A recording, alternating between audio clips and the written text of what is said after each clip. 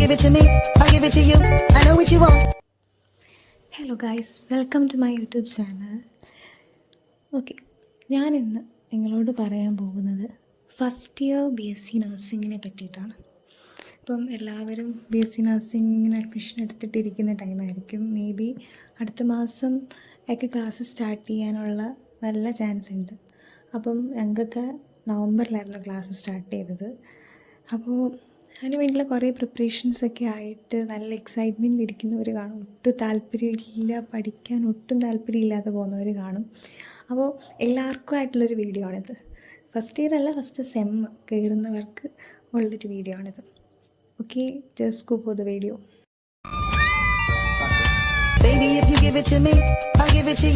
First സെമ്മിനെ പറ്റി പൊതുവെ പറയാനാണെങ്കിൽ, ഫസ്റ്റ് സെം നമ്മൾ +2 പഠിച്ച നിലവാരത്തിൽ വെച്ചിട്ടാണ് നമ്മൾ ഫസ്റ്റ് സെമ്മ് ചെന്ന് കയറുന്നതെങ്കിൽ നല്ല ബുദ്ധിമുട്ടും. കാരണം നമ്മൾ +2-ന് നമുക്ക് ടെക്സ്റ്റ് ഉണ്ടായിരുന്നു, നമുക്ക് കറക്റ്റ് നോട്ട് ഉണ്ടായിരുന്നു. മേ ബി നമുക്ക് എവിടുന്നെങ്കിലുമൊക്കെ നമുക്ക് ഒരു ഒരു ബേസ് കിട്ടും, അല്ലെങ്കിൽ അതിനെ പറ്റിയിട്ടുള്ള എന്തെങ്കിലുമൊക്കെ കൺസെപ്റ്റ് നമുക്ക് മനസ്സിലാവും. ഇവനിപ്പോൾ ട്യൂഷനിലല്ലേ സ്കൂളിലല്ലേ പഠിപ്പിച്ച് മനസ്സിലായി നമ്മൾ ട്യൂഷന് പോയി പഠിക്കും. അതുമല്ലെങ്കിൽ നമുക്ക് ഏതെങ്കിലുമൊക്കെ യൂട്യൂബിലെ അല്ലെങ്കിൽ ഏതെങ്കിലുമൊക്കെ ഓൺലൈൻ ക്ലാസ്സിൽ അറ്റൻഡ് ചെയ്തിട്ട് നമുക്ക് എങ്ങനെയൊക്കെ മനസ്സിലാക്കിയെടുക്കാൻ പറ്റും. പക്ഷേ വെൻ വി കം ടു നഴ്സിങ്ങിലേക്ക് വരുമ്പോൾ നമുക്ക് ഇതൊന്നും കിട്ടത്തില്ല. കാരണം നല്ലൊരു സോഴ്സ് ഇല്ല. നമുക്ക് ഇപ്പം ക്ലാസ്സിൽ പഠിപ്പിച്ച് മനസ്സിലായില്ലെങ്കിൽ നമുക്കൊരു യൂട്യൂബിൽ കയറി നോക്കാനാണെങ്കിൽ തന്നെയും കറക്റ്റായിട്ടുള്ള അതിനൊരു സോഴ്സ് ഇല്ല എന്ന് തന്നെ പറയാം. ഒരു ടോപ്പിക്കിനെ പറ്റി നമുക്ക് ചിലപ്പം ഒറ്റ ടോപ്പിക്കായിട്ട് വല്ലതും തപ്പാനാണെങ്കിൽ കിട്ടുമായിരിക്കും. പക്ഷേ ഇനിയിപ്പോൾ നോക്കുകയാണെങ്കിൽ ചിലപ്പോൾ നമുക്കങ്ങനെ കാര്യമായിട്ട് അതൊന്നും മനസ്സിലാകില്ല. കാരണം അത്ര എഫേർട്ട് എടുത്തിട്ട് പഠിപ്പിക്കുന്ന മാത്രം ഒരു ക്ലാസ്സസോ യൂട്യൂബ്സോ ചാനൽസോ ഇല്ല നിലവിൽ. പിന്നെ കഷ്ടപ്പെടാനാണ് പോകുന്നതെങ്കിൽ കഷ്ടപ്പെടണം. കാരണം കഷ്ടപ്പെട്ടാൽ മാത്രമേ ആ ഫസ്റ്റ് സെം എന്ന് പറയുന്ന കയറി കഴിയാനായിട്ടൊക്കത്തുള്ളൂ. കാരണം പാടാണോ എന്ന് ചോദിച്ചാൽ പാടാണ്. കാരണം പാടാണ്, പഠിക്കുന്ന പാടേ ഉള്ളൂ. കാരണം വേറെ ക്ലിനിക്സ് ആവട്ടെ, അസൈൻമെൻറ്റ്സ് ആവട്ടെ, അങ്ങനെയുള്ള യാതൊരു വിധമായ കാര്യങ്ങൾ ഫസ്റ്റ് സെമ്മിലില്ല. ഞങ്ങൾക്കില്ലായിരുന്നു. ഞങ്ങൾക്ക് ലോഗ് ബുക്കൊക്കെ സെക്കൻഡ് സെമ്മിലാണ് സ്റ്റാർട്ട് ചെയ്തത്. പല കോളേജിലും പല രീതിയിലാണ്. ഞങ്ങൾക്ക് പക്ഷേ അങ്ങനെ ഇല്ലായിരുന്നത് കൊണ്ട് ഫസ്റ്റ് സെം പഠിത്തം തിയറി മാത്രം ഫോക്കസ് ചെയ്ത് നന്നായിട്ട് പോയ ഒരു ഫസ്റ്റ് സെമ്മായിരുന്നു ഞങ്ങളത്. കഷ്ടപ്പെടാൻ റെഡിയാണെങ്കിൽ we can go for the nursing. കാരണം ഇഷ്ടപ്പെട്ട് പഠിച്ചാലേ നഴ്സിംഗ് അതിൻ്റെ ഒരു പൂർണ്ണതയിലെത്തത്തുള്ളൂ. പിന്നീട് പഠിക്കാൻ അനാട്ടമി, ഫിസിയോളജി, സോഷ്യോളജി, സൈക്കോളജി, ഇംഗ്ലീഷൊക്കെ എങ്ങനെയും തട്ടിമുട്ടി അതൊക്കെ നമുക്ക് ഒപ്പിക്കാം. കാരണം അത് ഇന്ത്യയുടെ സബ്ജക്റ്റാണ്, നമ്മൾ ചെയ്യിപ്പിക്കും. പക്ഷെ ബാക്കി കിടക്കുന്ന 4 എണ്ണം അത് ഒരു മാരക സംഭവമാണെന്ന് ചോദിച്ചാൽ മാരക സംഭവമൊന്നുമില്ല. പക്ഷേ നമുക്ക് പഠിക്കാൻ പറ്റുന്നതാണെന്ന് ചോദിച്ചാൽ പഠിക്കാൻ പറ്റുന്നതാണ്.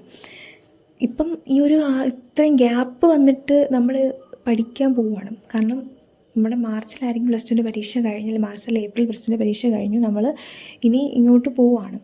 6 മാസത്തെ ഒരു ഇടവേളയ്ക്ക് ശേഷം നമ്മൾ ബുക്കുമായിട്ടും ക്വസ്റ്റ്യൻസുമായിട്ടും ഒക്കെ നമ്മൾ മല്ലിടാൻ പോകുമ്പോൾ അതിൻ്റേതായിട്ടുള്ളൊരു ഇത് കാണും, ഒരു സ്റ്റാർട്ടിങ് ട്രബിൾ കാണും. അപ്പം അത് ഓവർകം ചെയ്താൽ വീക്കെൻഡിലാണ് നമുക്ക് പഠിക്കാനായിട്ട് പറ്റും. വലിയ പ്രശ്നങ്ങളൊന്നും കാണില്ല. പിന്നെ ഓരോ സബ്ജക്റ്റ് വൈസ് പറയുകയാണെങ്കിൽ അനാട്ടമിയിലോട്ട് വരുവാണെങ്കിൽ അനാട്ടമി പടങ്ങളാണ് ഇമ്പോർട്ടൻറ്റ്. ഞാൻ അതിനെപ്പറ്റി അങ്ങനെ കാര്യമായിട്ട് പറയാതെ ഞാൻ ബേസിക്സ് പറഞ്ഞുതരാം.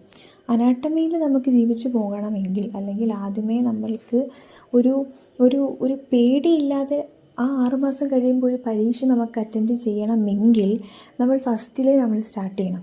സ്റ്റാർട്ട് ചെയ്യണമെന്ന് വെച്ചാൽ പാഠം മൊത്തം കുത്തിയിരുന്ന് പഠിക്കണമെന്നല്ല ഞാൻ പറയുന്നത്. അതിനകത്ത് ഇമ്പോർട്ടൻ്റ് ആയിട്ട് വരുന്ന കുറച്ച് ചോദ്യങ്ങൾ കാണും. ഒരു ചാപ്റ്റർ പഠിപ്പിച്ചു ടീച്ചർ, അപ്പം അതിനകത്ത് ഇമ്പോർട്ടൻ്റ് ആയിട്ടുള്ള ക്വസ്റ്റ്യനാണ് ടീച്ചർ അന്ന് പഠിപ്പിച്ചതെങ്കിൽ, പ്രീവിയസ് ഇയർ ആയിട്ട് വന്നേക്കണ ചോദ്യമാണ് പഠിപ്പിച്ചതെങ്കിൽ നിങ്ങളത് അന്ന് പഠിച്ചിട്ട് കിടക്കുക.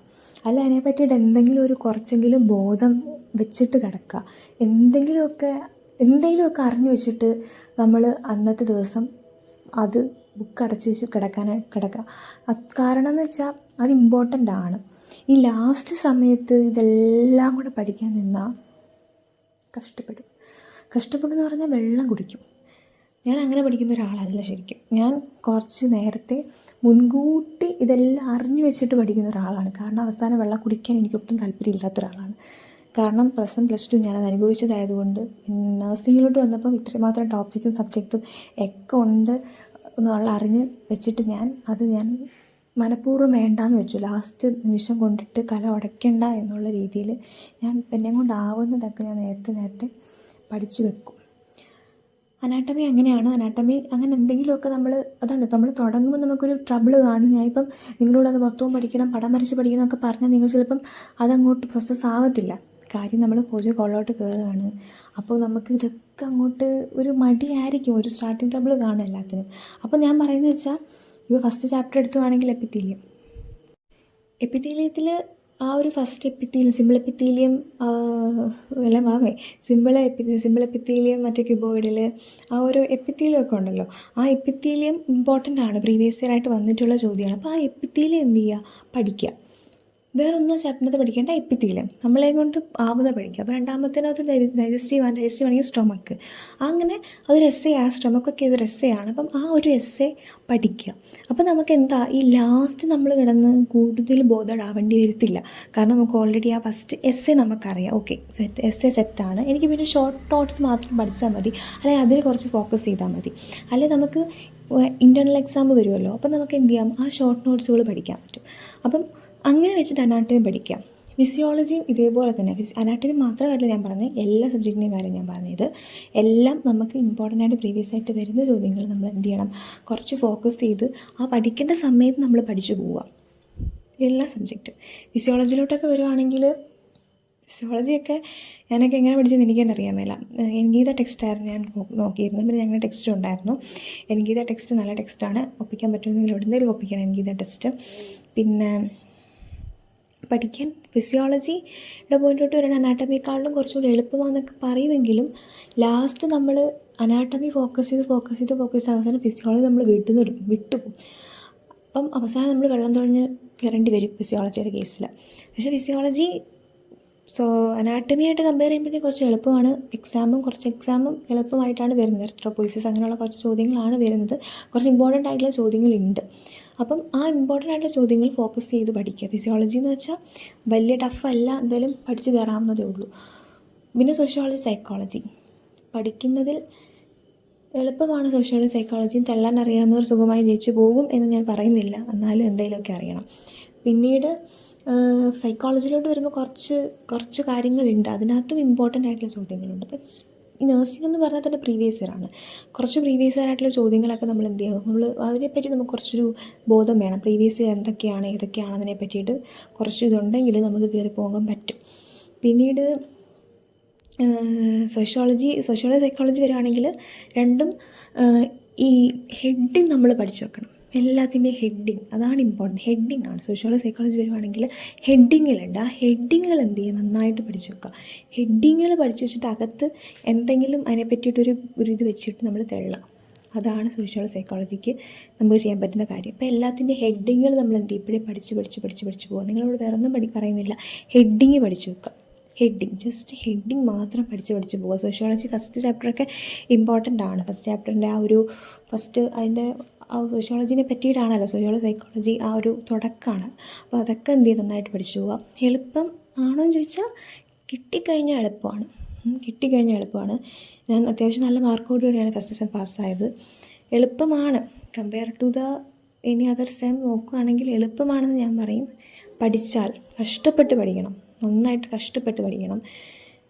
ഇഷ്ടപ്പെട്ടുകൂടെ പഠിക്കുക. അധികം സ്ട്രെസ്സാവേണ്ട മാത്രമൊന്നുമില്ല. ഞാൻ പറഞ്ഞില്ല, ആദ്യമേ നമ്മൾ ബേസിട്ട് പോയാൽ ലാസ്റ്റ് നമുക്ക് എന്ത് ചെയ്യാം, നല്ലൊരിത്. എല്ലാം എളുപ്പമാണ്. നന്നായിട്ട് പഠിക്കുകയാണെങ്കിൽ എവറിത്തിങ് ഈസ് സിമ്പിൾ. അപ്പോൾ ബെസ്റ്റ് ഓഫ്